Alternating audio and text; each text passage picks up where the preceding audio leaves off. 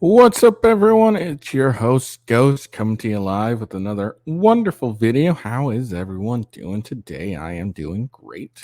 I know, a little late.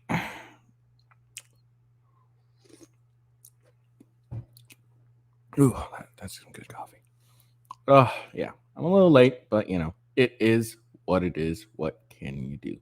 What love got to? No, I'm joking. Um, yeah, how is everyone today? Hope everyone's having a jolly good time. I'm having a good time, although I really wish I was in bed still. I'm tired. Not really that tired though.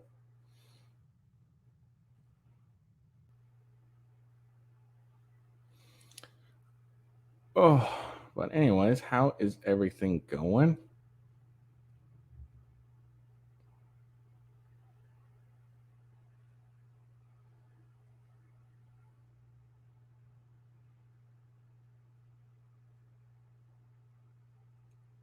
Sorry, just getting stuff situated. All right, so for today's topics, we got a few things we're gonna be looking at. Um, as promised, we're gonna look at the shenanigans that are going on with January 6th. Um,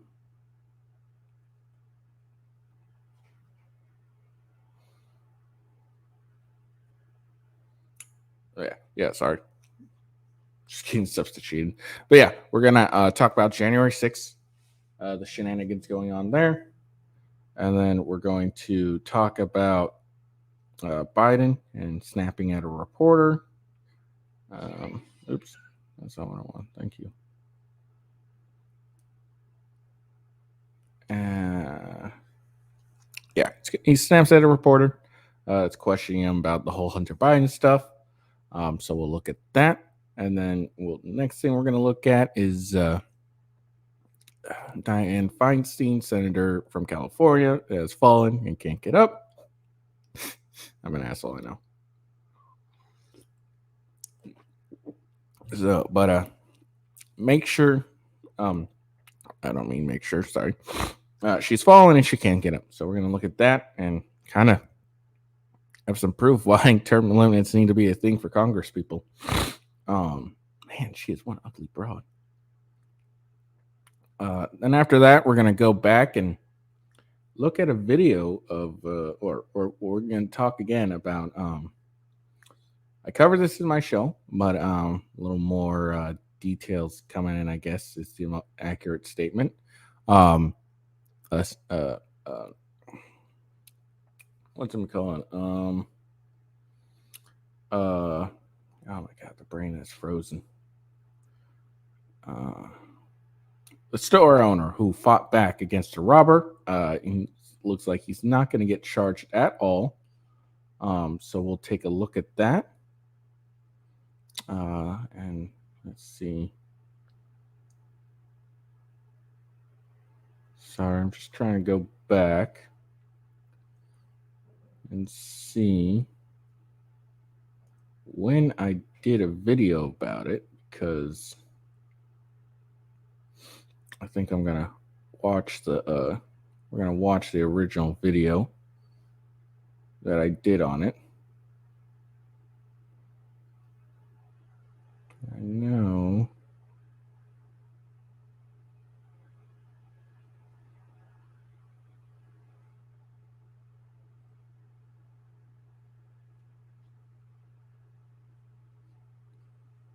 Come on. All right, hold on.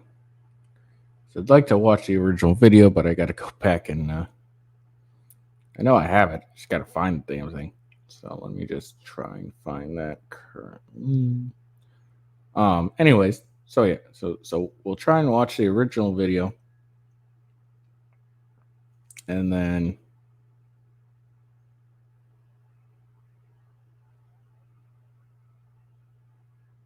has it been that far long since I've done this?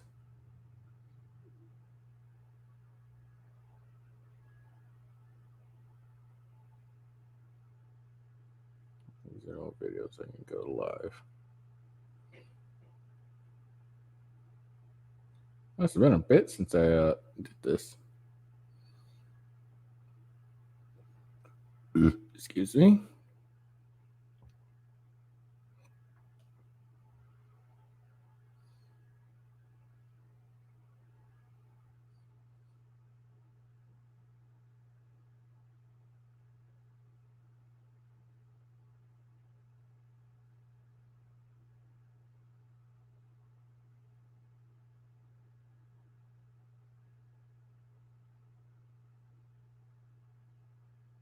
Okay, maybe I won't watch the original video because apparently I can't find it.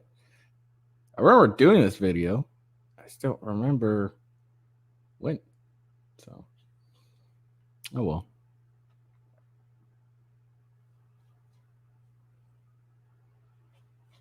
Oh, maybe I can find it again. Anyways, so we'll go into that. We'll look at that. Maybe we'll watch the original video.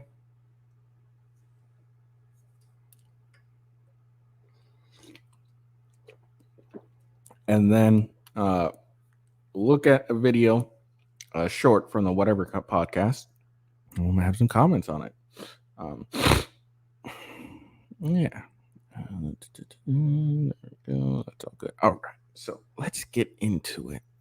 I'm already behind. That's okay. All right. So, just in, video emerges from January 6th of an officer asking for identifiers for undercover cops. Capitol officers say undercover cops have wristbands and candy stripes on the barrel of their guns. January 6th was a setup from the beginning. And this is from at Chuck Callisto. Maybe digital your non-uniform guys have any identifiers? Like They will have a wristband. Their guns will have a candy stripe on the barrel. Okay. I don't know the wristband color, but they'll have a wristband somewhere. Okay. Maybe. All right, there's that. And then watch another video.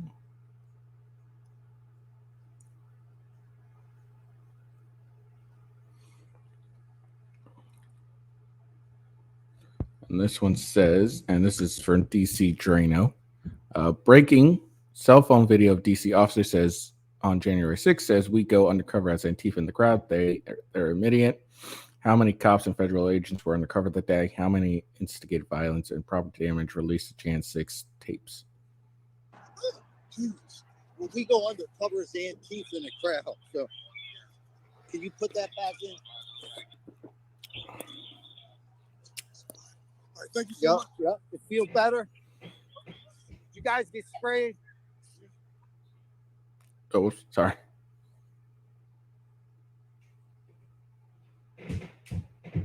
In the crowd, so can you put that back in?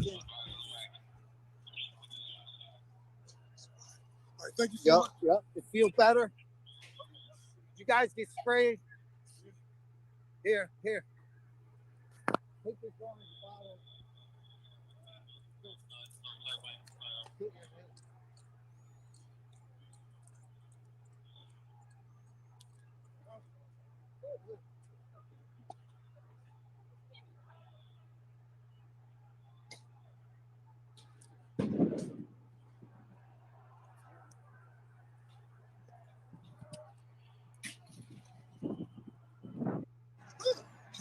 All right. So, there we are. So, two videos. An officer, a uniform officer, talking about UCs, undercovers, and their identifiers. And then another guy's admitting, yeah, we go undercover as Antifa in the crowd. And it looks like they're trying to help each other out with the pepper spray or something. Now, for any of you who don't think that police were undercover during any protest ever, you're a fucking idiot. Of course you're undercover. Of course there's cops in the crowd. Now the question is, how many? I mean, how many cops are in the crowd? Um, and then what are they doing in the crowd? Are they, just watching, or are they um, searching? Are they checking out, or et cetera, et cetera? What exactly are they doing in the crowd? Are they actually doing what they're supposed to do, which is, uh, watching, making sure nothing bad happens, or are they part of, instigations? And that's a big, thing. I don't think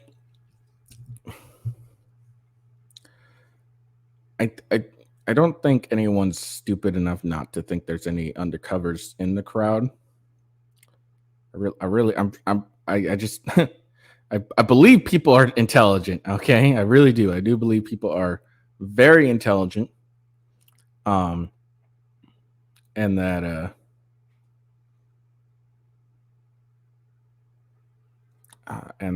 people know. Yeah, there's definitely were undercovers in the crowd. Yeah, I think we all can easily understand and agree with that. And that's not really an issue. I mean, I would hope there would be cops undercover in crowds so they can ensure to assist, or, if someone's causing trouble, stop them or anything like that.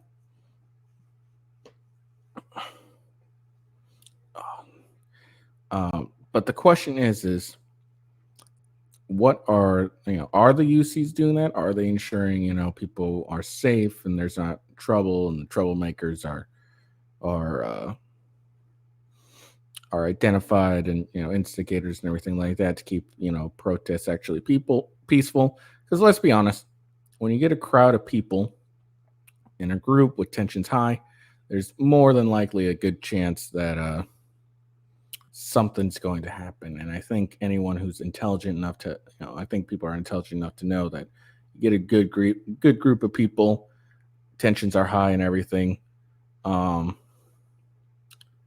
that shit could happen. And I think yeah, so I don't think anyone is is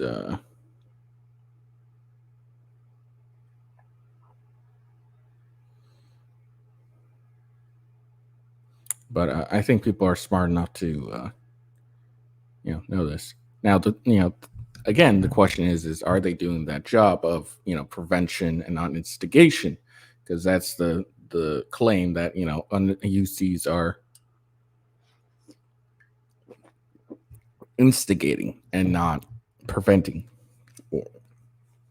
They're actually part of the ones initiating the acts, and not the ones that are just in the background watching, maybe participating to a small extent just to keep their cover, but actually the ones at the forefront, instigating. And that's the problem there. Um, and that's what everyone's really concerned about. I don't think anyone's concerned about undercovers being in the crowds. Are they the ones that are causing the problems? I think that's the biggest thing. Um, I mean, it's like in what was it called, the when those Michigan guys were arrested for a plot to kidnap Governor Whitmer, and it turns out that you how many was it? Like 2/3 of the people in the group were undercovers, and were the ones saying, "Hey, let's do this." And that's the issue, and that's really true. Like, yes, the two of them have been convicted, but those two are morons. Um, it's very clear that the people that really like set everything up were UCs or informants. So, anyways, that's why that whole undercovers in the crowd thing is really important. It's more of are they the ones instigating it, and less of, oh, there's cops in the crowd. Of course, there's going to be undercover cops in the protest. All right. Now, those are just little things to like warm up a bit.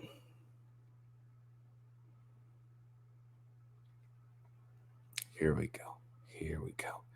J6 committee failed to preserve records, has no data on Capitol Hill security failures, GOP charges. And this is, this comes, it's a Fox News article, and it's going to be about the Democratic-controlled January 6th committee destroyed evidence that might have exonerated the protests and the president, as well as evidence that implicated Speaker Pelosi and the FBI/DOJ criminal activities. So let's see if that's accurate.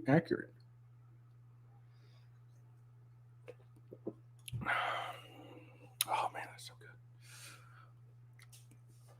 good. The House Select Committee that investigated the Capitol riot on January 6, 2021, failed to adequately preserve documents, data, and video depositions, including communications it had with the Biden White House that are still missing, according to the Republican lawmaker overseeing the GOP investigation into the committee's work. The now disbanded J6 committee, which was run by Democrats and included only 2 GOP members, has also failed to provide any evidence that it looked like Capitol Hill security failures on the day of the riot. Representative Barry Loudermilk, that's a terrible name, poor guy, Republican Georgia, chairman of the subcommittee of oversight for the Committee on the House Administration, Jesus fucking Christ, these goddamn names, told Fox News Digital. Loudermilk said his staff has had difficulties gathering all the information it needs to investigate Representative Benny Thompson's handling of the January 6th investigation. Part of our task as this oversight subcommittee is to actually address the security failures, look into what happened and how these folks were able to get into the Capitol. Oh, it's very simple. They were let in by the Capitol Police. That's how they got it. There's plenty of video footage. Tucker Carlson showed it. Steven Crowder showed it like not long afterwards. I mean, there's no question about it at this point. Is the reason they got in is because they were let in.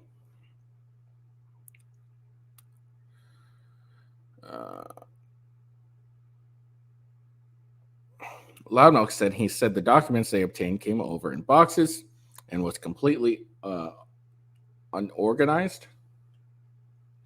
Nothing was indexed. There was no table of contents indexed. Usually when you conduct this level of investigations, you use data system and everything is digitalized, indexed. We got nothing like that. We just got raw data.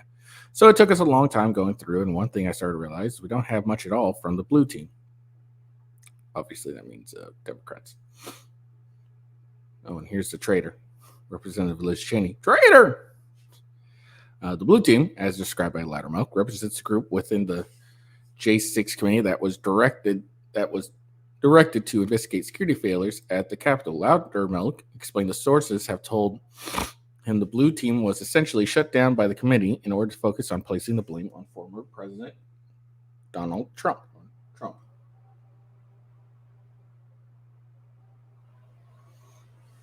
We got lots of depositions.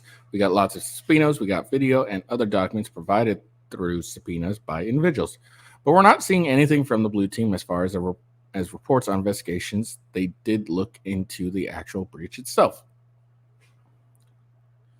We also realized we didn't have video. What we didn't have was the video of all the depositions, Loudermilk added. Loudermilk said he had been contacted by a defense attorney that needed access to key information in one of the video depositions, and the committee realized it did not have the video he was seeking.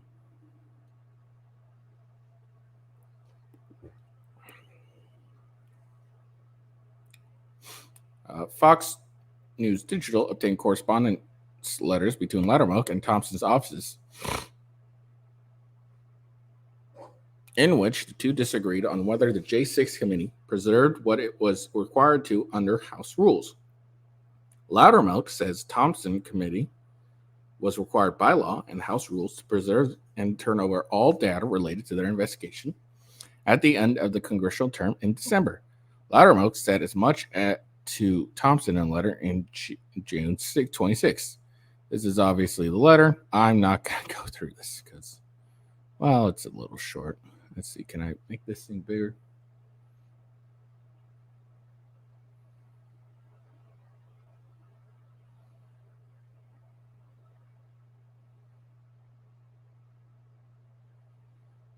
All right. Dear Mr. Samber, the Select Committee concluded its hearings, released its report, and will very soon be dissolved as per the House of Representatives resolution establishing the committee.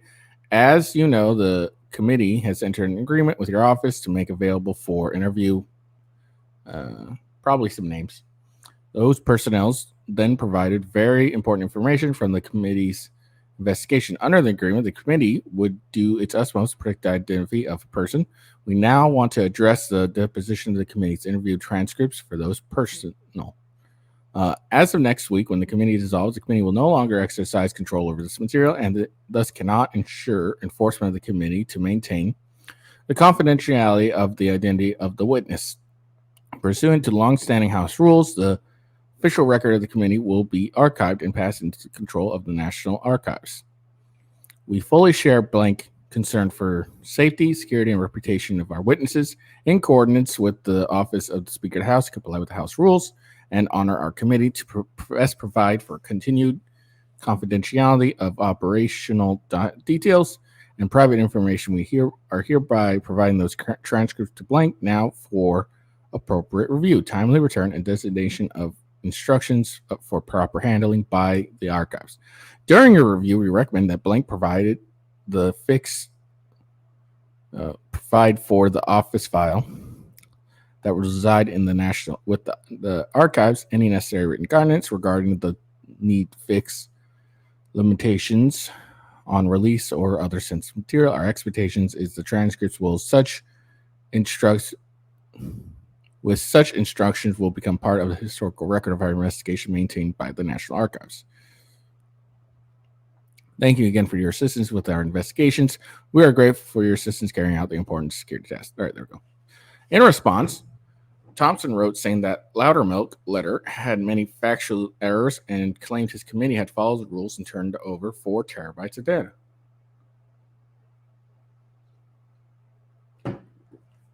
Loudermilk told Fox News Digital that his committee only received 2.5 terabytes of data and said the first footnote in Thomas' letter to him on June 17th acknowledged they did not keep what they were supposed to. In that footnote, Thompson wrote, consistent with guidance from the Office of Clerks and other authorities, the Select Committee did not archive temporary committee records and were not elevated by the committee's actions, such as use in hearings and official publications, or those that did not further its investigation activities. According to and contrary to your letter implications, the Select Committee was not obligated to archive all video recordings of transcript, interview, or depositions. Based on guidance from House authorities, the Select Committee determined that the written transcripts provided by nonpartisan professional official reporters, which the witnesses and Select Committee had the opportunity to review for errata, were the official permanent records of the transcript interviews and depositions for the purpose of Rule, what is that, 7? He's saying they decided they didn't have to. Loudermilk told Fox Digital it was clear in law that they had to, especially, and I mean, if there's any question, the fact that they use the videos in hearings would dictate it had to be preserved. The fact that they use the videos in hearings would, the more we go in, the more we realize that there's things we don't have.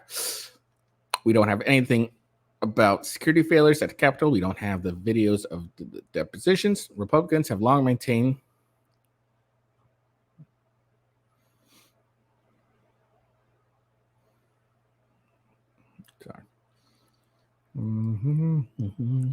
Republicans have long maintained that the many security warnings were ignored leading up to the Capitol Hill riot, which was supported by Stephen A. Sood, former chief of Capitol Police, who wrote in his book that several government agencies had intelligence of a brewing threat, but failed to communicate that with Capitol Police.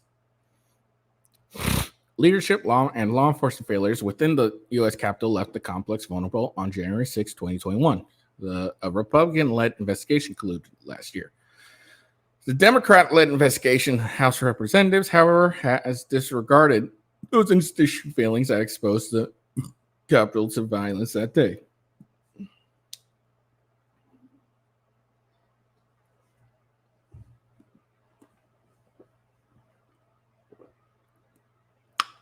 Additionally, Loudermilk said he came across a letter that was not turned over to his committee from Thompson to White House Special Counsel Richard Sauber and DHS discussion and agreement made between the J6 committee and the executive branch to interview personnel whose names were later redacted. No version of the letter to Mr. Sauber, either redacted or unredacted, or the letter to the DHS General Counsel was archived by the Select Committee or provided to this committee.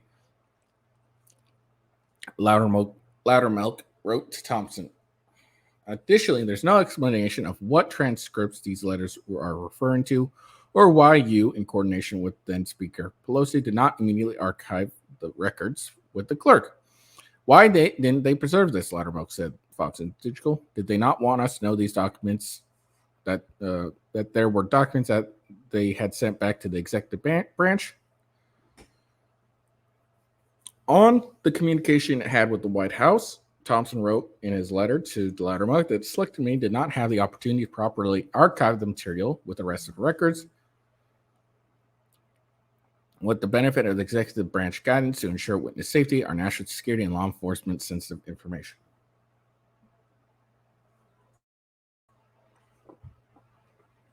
The heavily redacted letter memorialized the loan of documents to the White House, was published as part of the government publish office public release of documents from the Select Committee, Loudermilk wrote.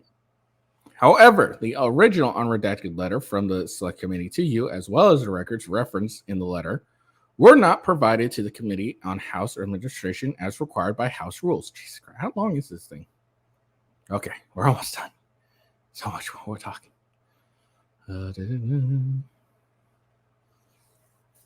Loudermilk asked the White House to provide all documents that were transmitted or transferred to the White House by the Select Committee at any time in complete, original, and unredacted form, along with the unredacted communications between Thompson's committee and the White House at the end of the last Congress. Loudermilk told Fox News Digital it had been a struggle not only find all the documents, figure out why they are even missing in the first place. We are looking at the security failure at the Capitol. And we're looking at how the January 6th committee operated itself. And right now we're having so much trouble with the January 6th committee and how it operated that it really impeding our ability to investigate thoroughly the security failures of the Capitol, Loudermilk said. We got enough to know that there's a huge intelligence failure, and I think Chairman Thompson's response to me is indicating of him. It's almost like saying, okay, yeah, we decided not to give you that stuff. And I'm reading it as, oh, you decided not to give us these things that you didn't want us to see. I mean, that's kind of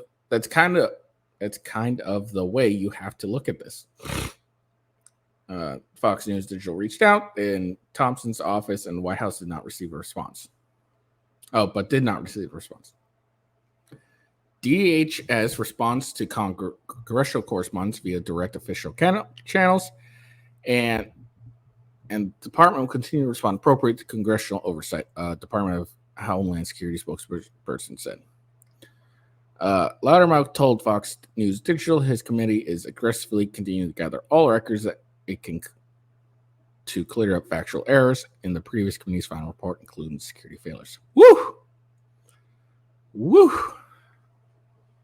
Finally. That was difficult, guys. All right, so there we go. Now it's very weird that there's missing depositions, there's missing evidence or whatever you want to call it. It's very weird. Why wouldn't you transfer everything? And benefit of doubt, it could really have been nothing, but it looks bad. Like it literally could have been like nothing of any consequence or importance. But the thing is that it looks bad, and that's the problem. Like if something goes missing in an investigation, it's so important that we're still talking about right now, even though it's really not that fucking important. Um, like seriously, the fact that people are giving so much energy into this is kind of ridiculous. One, it wasn't. People keep calling it an attempt to overthrow democracy. No, it was a protest. Like, did they? Yes. Did they go into the Capitol? Yes. Were they let in by the Capitol Police? Yes. Was it a coup? No, they had no. Like, if I remember right, they didn't have any fucking weapons, which is kind of important.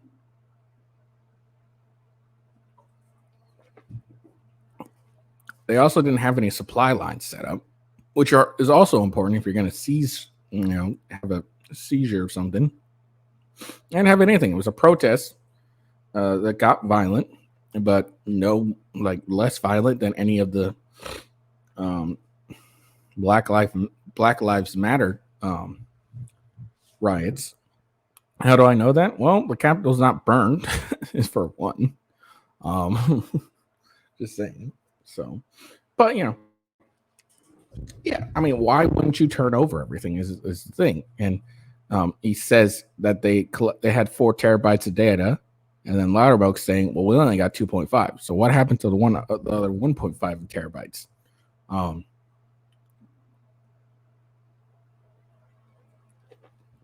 Like I said, it's just a bad look for this committee, and especially something that's extremely unpopular like January 6th. And by unpopular, I mean this whole prosecution of people that at most trespassed. I don't know. Now I could be wrong. There may be some more criminal stuff that I'm not really aware of. I don't follow it that much, but at the most they were trespassing. As far as I know, could be more, but so.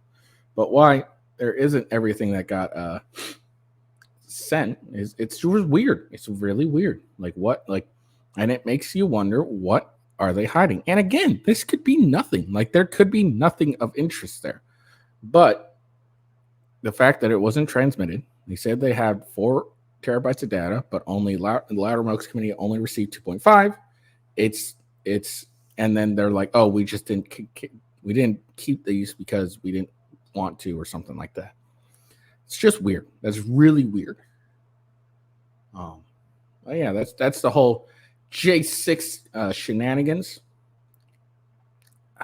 And yeah, I mean, it's just weird. We'll see we'll see how this story develops. All right. Now, I'm sure you're wondering, what have I been drinking? You keep seeing me take slurps from my coffee tumbler. You keep hearing me say, delicious. So what in the world am I drinking? Well, I am drinking coffee. And that coffee is from the company Coffee Brand Coffee. Now, Coffee Brand Coffee is a coffee brand, obviously. I know. It's so weird when you say that. What? Coffee Brand Coffee is it's a coffee brand? Yes. Yes, it is. It is quite a delicious brand. It's got 4,000 verified customer reviews, most of them 5 out of 5. And I understand why. My favorite so far is this French toast blend. It is quite delicious. Smells like French toast, tastes like delicious. Goes great with oat milk. Not oat milk, oat creamer. I guess oat milk creamer. I don't know. Why do I drink it with oat milk creamer? Because I'm lactose intolerant and I gas up the room. My wife hates it. A little too much more information about me, but that's okay. The unique thing about this brand is that it's roast per order, meaning it does not get roasted until you order, and that's when they roast it. I don't know much about coffee and how it works or anything like that, but I do understand that means that it is fresh. Now, Coffee Brand Coffee is, like I said, coffee, but they have various sorry they have various flavors. Um, they got the rate. They got standard, light, medium, dark roast, but they also have. Oh, look! They looks like they just now have double caffeinated coffee, high caffeine for those people that need a lot of caffeine. They got bourbon flavored. I am very interested in that. I might try that next.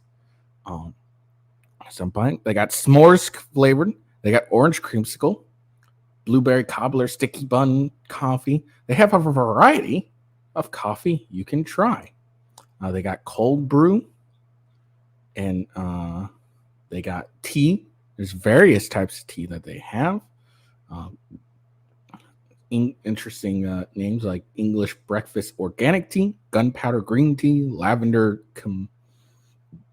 chamomile tea, organic tea, various tea. Now, and for those people that don't like coffee, don't like tea, there is also cocoa.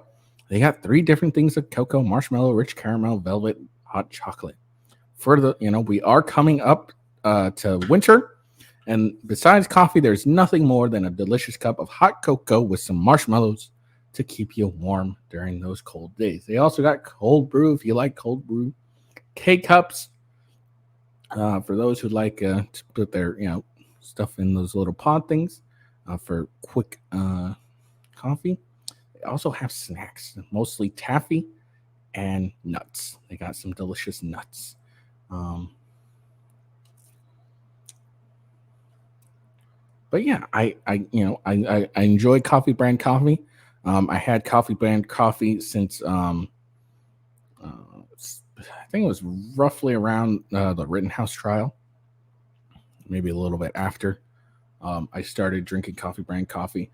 I used to just drink the dark roast, which was delicious, and as said by my brother, who also thinks it is quite delicious. Um, sorry. He thought it was delicious too, so much so he asked me, and he confused it with Black Rifle coffee. Now, I mean, the reason for that is because I have a Black Rifle container. That's just from the old days. I have yet to get a new one. And Coffee Brand Coffee, unfortunately, does not have a container. But they sell other things among mugs and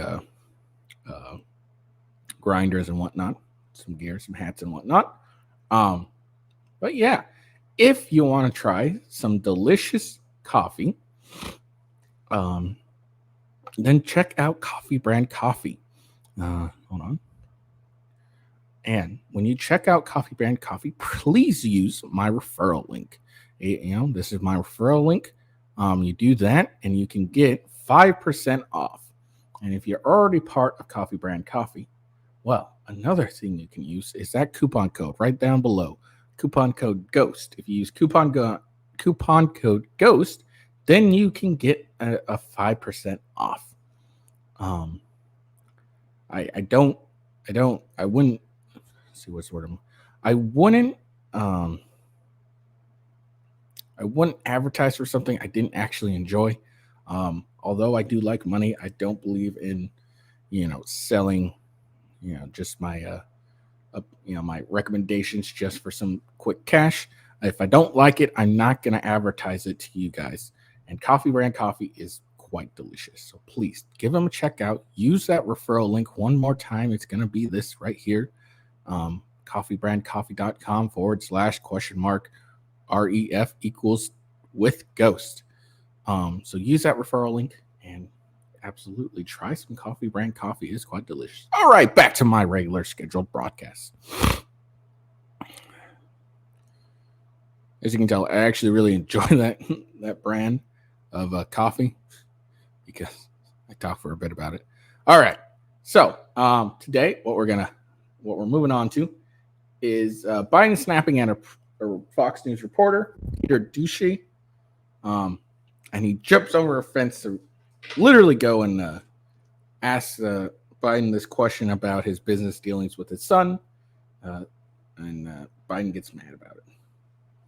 So first thing we're going to do is scroll down right All right, so this is what we're gonna watch.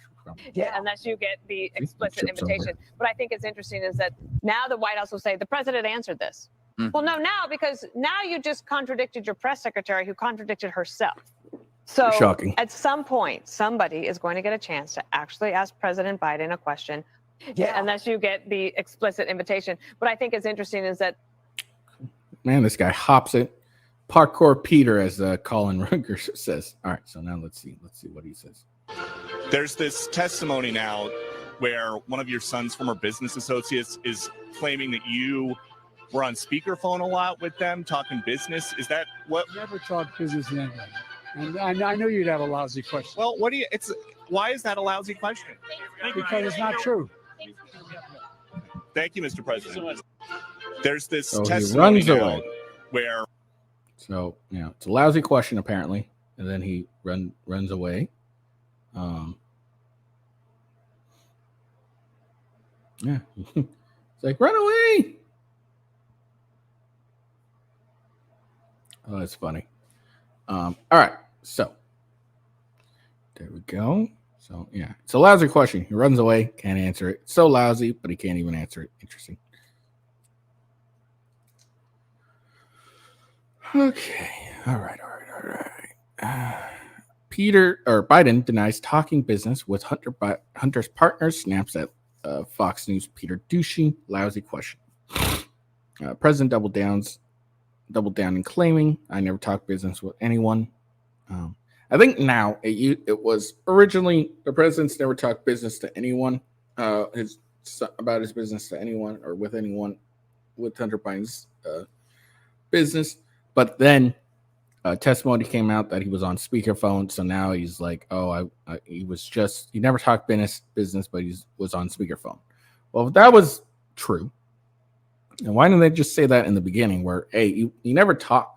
Like, see, things like this, it's suspicious. It's like kind of like self-defense. It's very suspicious when you claim self-defense after you're arrested, and you're while you're getting charged and everything, and you don't mention self-defense until you're on the actual trial and you're waiting and you're going through, and that's your excuse. It's like, oh, I use self-defense. But before then, all this time you didn't mention it at all. Not when you got arrested, not when you were being charged, not when you're first obtained a lawyer, none of that. It was only up until the trial, then you start saying, oh, self-defense. That's what this is kind of like. It's like, oh, he never talked business to anyone when it came to Hunter Biden's business. He didn't talk to anyone about the business. Then we get some testimony that he may have been on speakerphone. Now it's like, oh, well, he was on speakerphone, but he never talked business. Well, if that was true, why didn't you say that in the beginning? Why didn't you say that before this testimony came out? It's like, look, he was only on the speakerphone. Like, he was just talking to his son. He was on speakerphone. And they talked business, while he was on speakerphone, but he never talked to anyone on business. That's the thing. That's why this is all like, do you believe him? I don't. All right.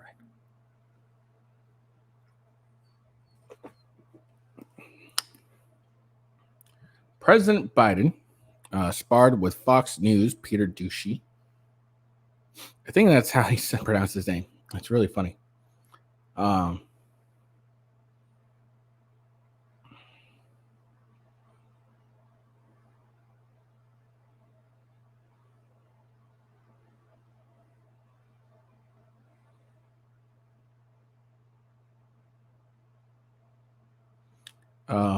Sorry. Anyway, sparred with Fox News Peter Ducey. All right, I gotta send out a tweet real quick. Copy.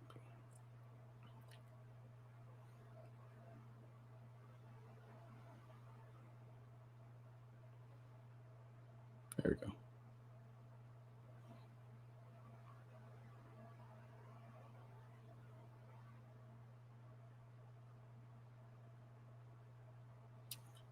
Okay. All right. On Wednesday, over recent allegations, they spoke with his son's Hunter's business associates. Following his comment about green energy and Bidenomics in New Mexico, Ducey asked the president about Hunter Biden's former business associate, Devin Archer, testifying that he witnessed the president speaking with various potential clients during his time as vice president. There's this testimony now where one of your your son's former business associates is claiming that you were on speakerphone a lot with them talking business. What Ducey started? I never talked business with anyone. I knew you'd have a lousy question, Biden responded. What? Why is that a lousy question? Ducey continued. Because it's not true, the president insisted before walking away from the reporter.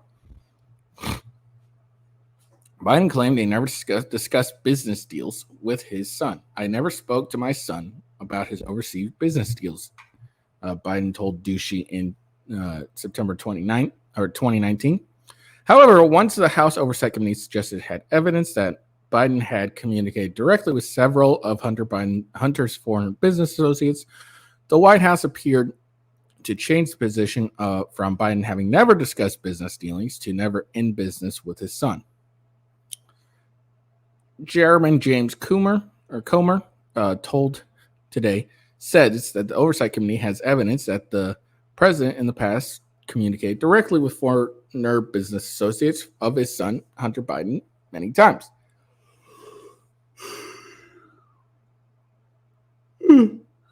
Sorry. I'm curious if the White House and the president still stand behind his comments that he's never been involved and has never spoken to his son about his business. Fox News journalist Gillian Turner asked White House Press Secretary Karen Jean-Pierre in July.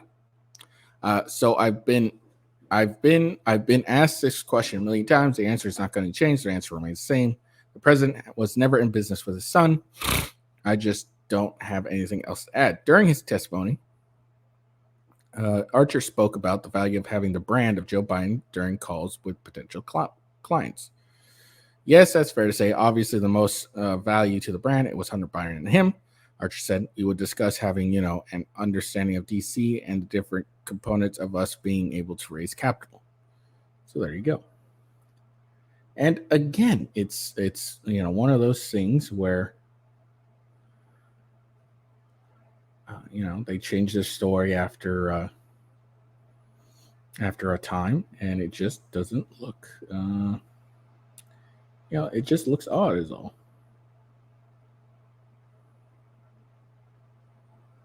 And that's the problem. Is it just looks odd. It looks like something's going on. Maybe there's not. Like, again, there might not very well be anything going on, but that's what it looks like.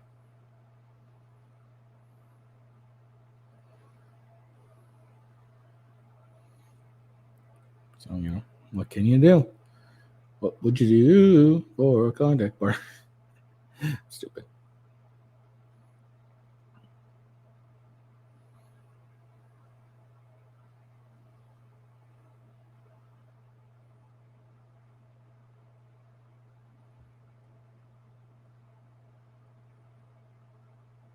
All right.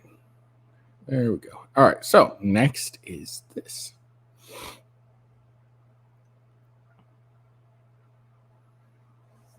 Senator Dianne Feinstein, Democratic California, was briefly hospitalized in California after suffering a fall in her San Francisco home. Fox News has confirmed. Senator Feinstein briefly went to the hospital yesterday as a precaution after a minor fall. All of her scans are clear, and she returned home. A spokesperson for the senator said in a statement, the 90-year-old has suffered from extensive health issues for more than a year, leading many to wonder her fitness for office. She's not. Since her return to Senate earlier this summer, there have been multiple incidents where Feinstein appears to be confused about what she's doing and what her responsibilities were during hearings. Apparently, 2/3 of California say Dianne Feinstein no longer fit for office. Yeah, she is an ugly old broad. Later, a hot mic caught the senator appearing confused during a routine Senate committee proceedings, where she began reading from her prepared remarks instead of saying "I" during a roll call vote. In addition to her health woes,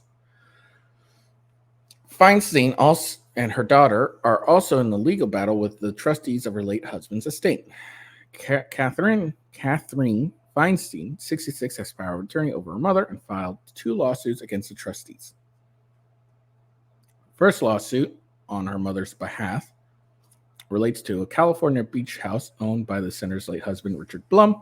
The lawsuit argues that Feinstein is seeking to sell the house in order to raise funds for her ongoing medical treatments. Second lawsuit challenged the appointment of 2 other trustees in the Bloom estate, Michael Klein, a longtime lawyer of Bloom, and Mark Slovik, a business partner of Bloom, according to the San Francisco Chronicle, which first reported Catherine's power of attorney status. The lawsuit argues that the pair has withheld Bloom's life insurance proceeds from Feinstein, despite her claiming she needs funds to pay for medical expenses, going to note Bloom's intent to support his spouse after his death. Okay, you got any proof of that? Klein and Slovik's attorney, Stephen Branchy, has flatly rejected claims, saying Bloom's estate has never withheld any funds that Feinstein has requested. My clients are perplexed by this filing. Branchy told the Times, Richard Bloom's trust has never denied any distribution to Senator Feinstein, let alone for medical expenses. So there you go. So there we are. It's look. This is why we need term limits, people. Like honestly, this is why we need term limits.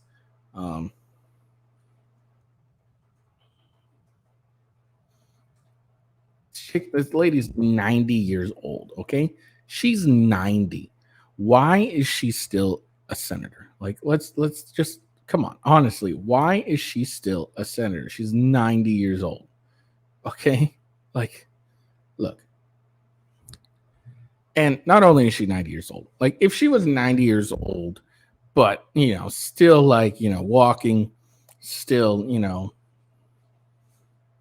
appearing to be competent, not confused during a roll call and starts, talking to her about her prepared remarks and be like, and start, reading from her prepared remarks and then being told, no, this is just a roll call. Just say aye.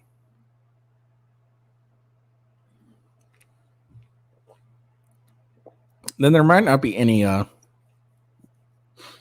question to it. Like there might be like, and be more of a like, yeah, she's 90, but check her out. Like she's still, she's still fairly competent. She's still extremely intelligent, etc., etc., etc. But it's not. She obviously appears to be very confused about whatever she's doing. She's unsure about like what she's doing. Sorry, I think I found.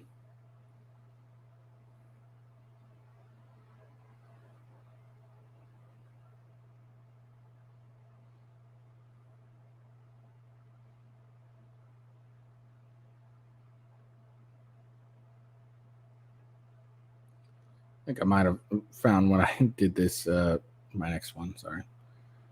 Anyways, she looks she appears to be very confused about everything that's going on.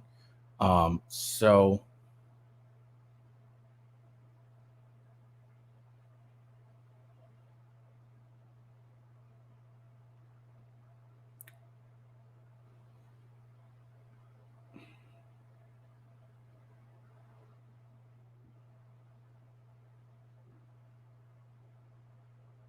okay, cool. I have found where. Okay, so, but anyways, she appears very confused. Sorry, I figured out when I did that goddamn stupid video. But she appears very confused about where she's at, what she's doing, etc., etc., etc. So it's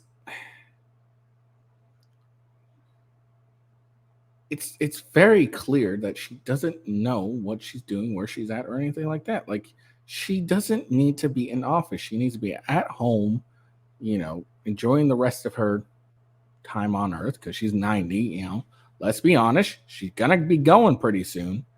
and she doesn't need to be in the Senate doing anything.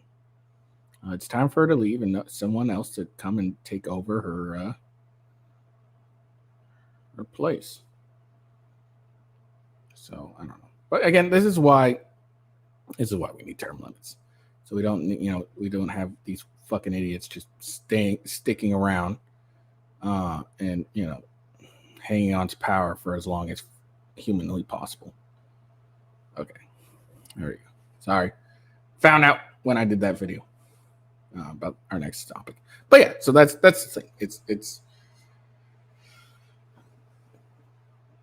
It's not really the fact that she fell and got hurt and had to be hospitalized. I mean, every old person has that problem, but it's more of all the other things, especially with her giving power of attorney over to her daughter. If you can't fight your battles, if you can't even fight your own battles legally, then how can we expect you to do, anything more for us? And I think that's the more important question we have here. So yeah, I mean, this lady needs to retire. She's fucking old as hell. All right.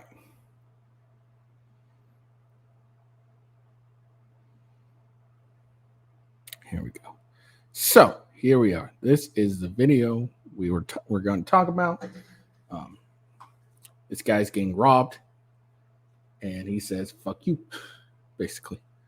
So let's watch it. I did a video about this August 2nd, August 3rd. So here we go.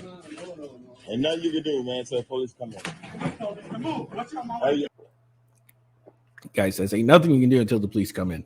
Yeah, well, the guy says, fuck that. Ain't nothing you can do, man. Don't do that. Don't do that, man. Don't do that.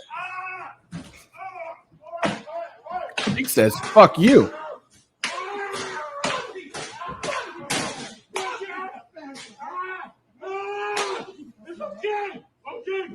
He says, it's okay. I'm just robbing you. It's okay.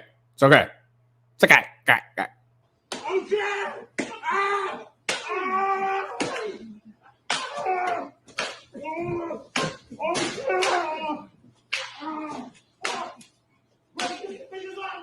This guy's getting this dude right here, the store owner, is giving this guy the ass whooping his father should have given him years ago before he went out and get the, that's why he's stealing his cigarettes. All right. His father went home or left to get cigarettes and never came back. That's why he's stealing his cigarettes, hoping he'll bring him back.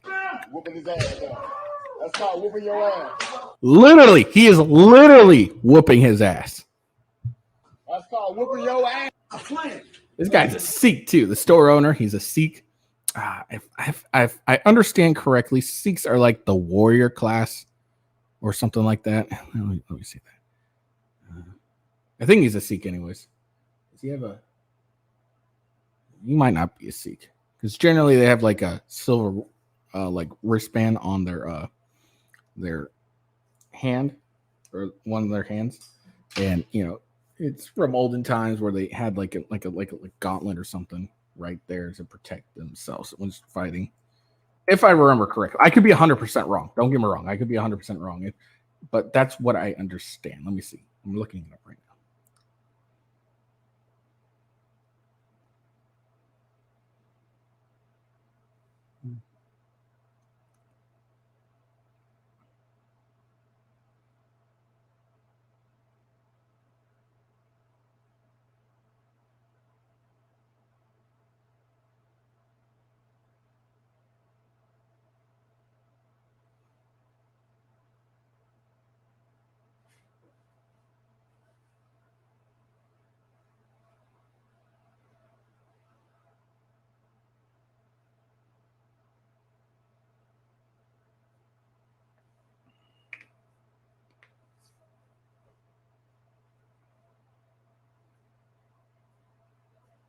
Yeah, basically right. I guess the wristband, the iron bracelet, actually symbols eternity, strength, and constant reminder of strength of will to keep hands away from any kind of unethical practice. I thought it was like some sort of thing that they used to wear for like, it used to be like a gauntlet to help protect against in battle. I could be wrong. Anyways, so yeah, this dude's a Sikh. Clearly, he's got the turban and everything. Oh, and the funny look, it's funny. A Sikh Indian guy, 7-Eleven. Stereotypes exist for a reason. Okay, I know I'm horrible. All right, so Stockton Mayor Kevin Lincoln announced that the Sikh 7-Eleven store owner clerks seen on a viral video dispensing justice to a shoplifter was not being charged or investigated. Any investigation going forward is to hold accountable the individual who threatened and attempt to rob the store clerks. Okay. Where the fuck is Stockton?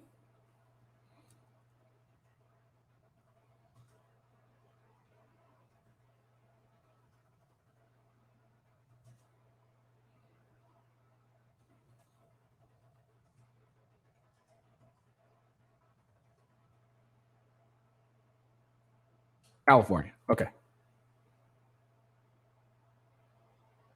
Okay, so this is in California.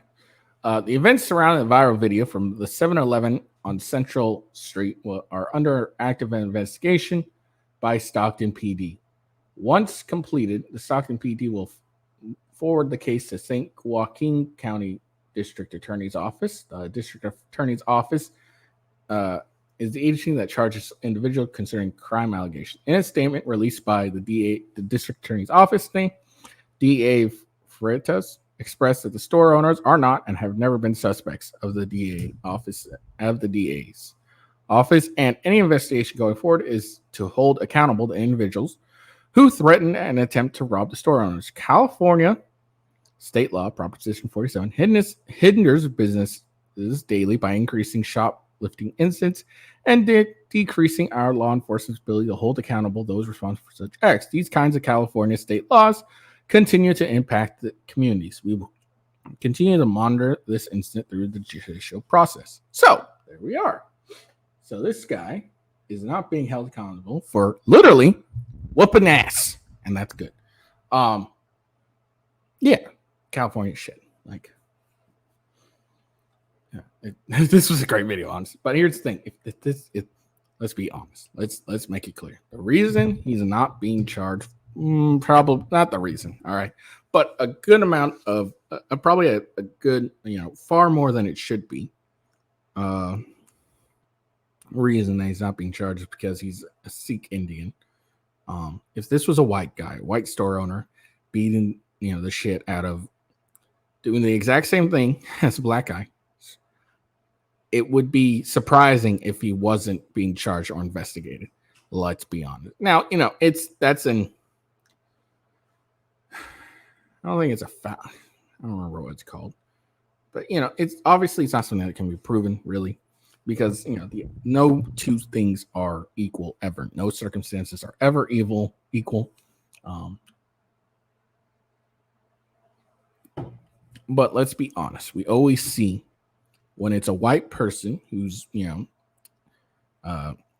beating or attacking a black person, even if the black person is doing wrong, the white person is always demonized every single time, and it doesn't matter. I mean, look at the pregnant white lady in New York who was being harassed by a group of black individuals. I didn't watch the video. I didn't have any interest, so I don't know what she said or did. But then and she was demonized for it. But then it turns out that she had paid for the bike. Like, it was like one of those bikes where you pay for it to ride and everything. So it turns out that the black individuals were the ones that wrong, but no one said anything. The lady still lost her job and everything like that. So it happens continuously. Now, this is great. This guy, this owner, was sick and tired of his business being robbed. So he took matters in his own hands because the law enforcement and the lawmakers and the politicians failed him and did not prevent these things from happening. Well, couldn't really prevent him, but they basically, California has encouraged this type of behavior because they don't really prosecute it and everything like that. So he took matters in his own hands. Good for him. I am not knocking him for it, but I'm just pointing out the fact that let's be honest. If the dude was white, he'd probably definitely be charged. Let's be honest. It's California. But yeah, I think hopefully we'll see more and more of these things and California will start to get right and stop being fuckheads and letting people do whatever the hell they want and regardless consequences, because there's a high amount of crime going on in California. And I wonder why. All right.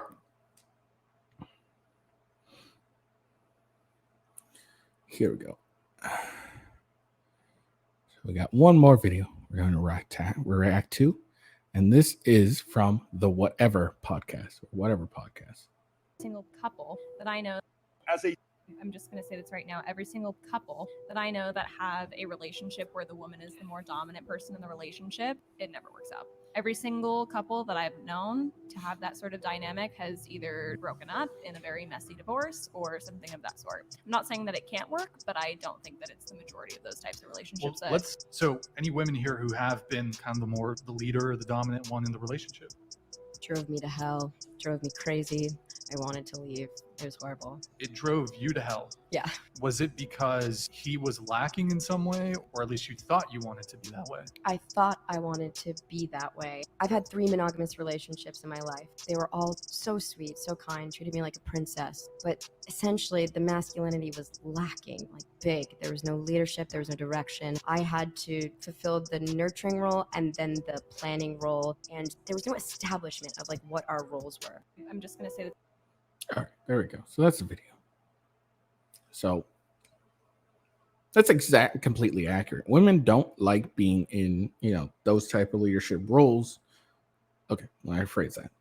A majority of women don't like being in those leadership roles where they're leading, they're taking charges, they want to be led. And there's nothing wrong with that. But a lot of women who, get put in those leadership roles are fucking miserable. And we need to acknowledge that. There's nothing wrong with wanting to be, wanting to have your needs met, wanting to be taken care of, not wanting to have to worry about anything. But for some reason, we demonize that, or let me rephrase that, not we, but the left demonizes that and the feminists demonize that. But let's be honest, whenever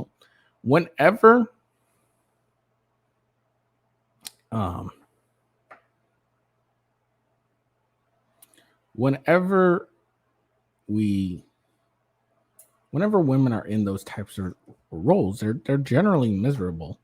And why? Because to be a leader, you got to be you got to be masculine. You got to be a fucking leader. You got to be masculine.